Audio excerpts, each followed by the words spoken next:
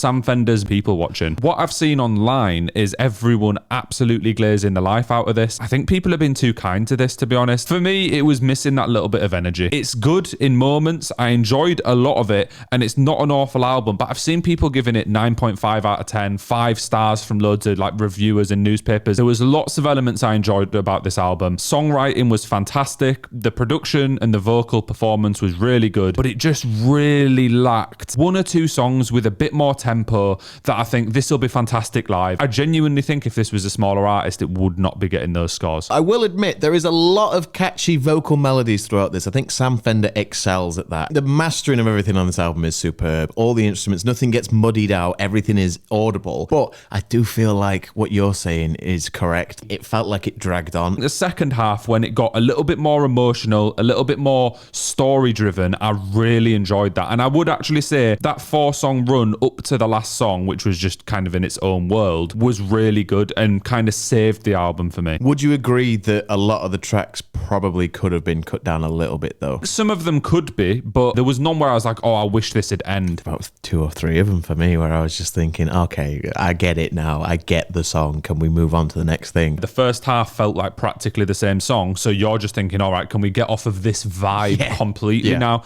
And I do understand that. Out of 10, what would you rate this album? I give it a 6.5. For me, I'm coming in at a 5.5, and the reason for that is because half the album is good, half the album is throwaway for me, and there's not much more to it than that.